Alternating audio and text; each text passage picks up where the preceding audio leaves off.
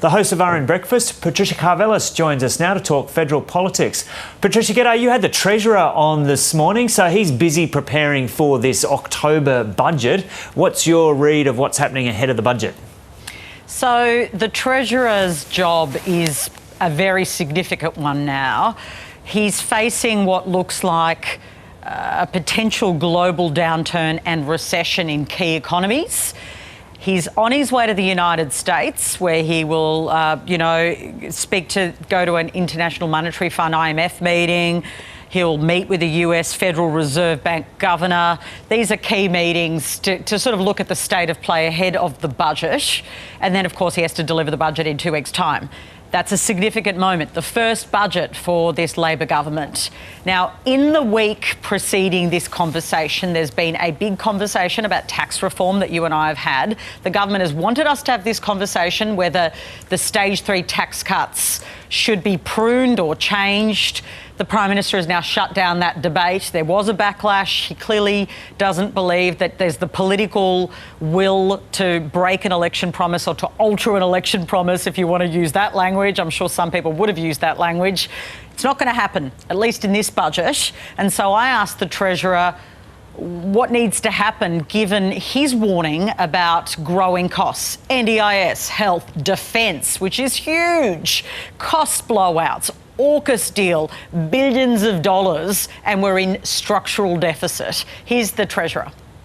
One of the kind things that people say about our government is that the adults are in charge. And I think part of that, I appreciate that, but I think part of that is treating people like adults, not talking down to them.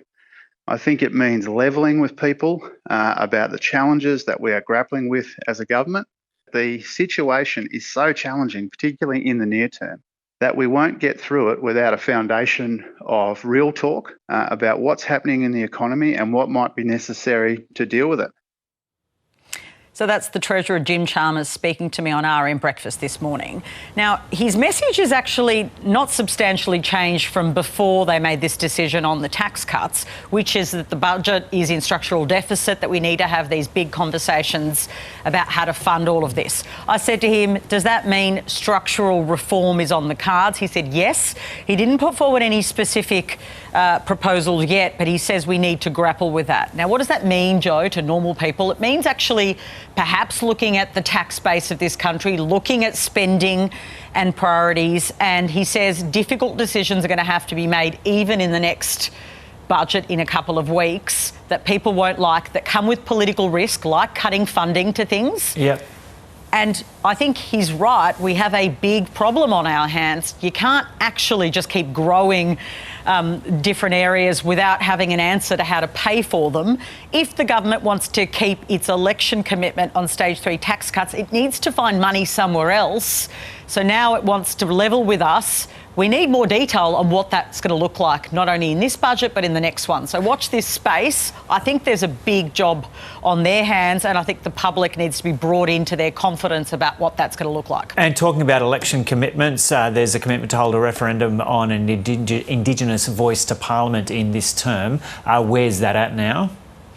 So the government's obviously very committed to this, wants to do it in this term of Parliament. It's set up a couple of groups which are working up the question itself, which the Prime Minister's given us a proposal on, but looking at models, all of this, right? This is a constitutionally enshrined voice for Aboriginal and Torres Strait Islanders, enshrined in the Constitution, not described, but enshrined, which means you can't, legislate it away. It's in there. What it looks like is determined by the Parliament. That's the proposal. What we found out today is that Warren Mundine, he was once the president of the Labor Party a long time ago. That's when I got to know him. He's since been a Liberal Party candidate and has really moved to the Conservative side of politics. He's been working with Jacinta Price, who's a Liberal senator, and it was revealed by the Australian newspaper and now confirmed in this interview with me this morning on RN Breakfast that he's met with Lydia Thorpe from the Greens trying to advance a unified left-right no campaign. Here he is speaking to me this morning.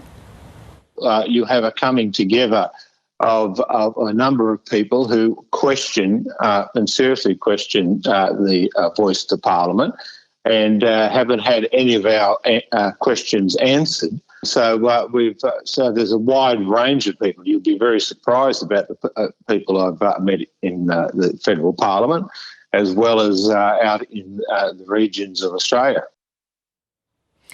So interesting. He says he wants no money for a yes or no campaign, federal money, government money. They should privately raise their own money, and he doesn't see what's the the case. basis for the opposition?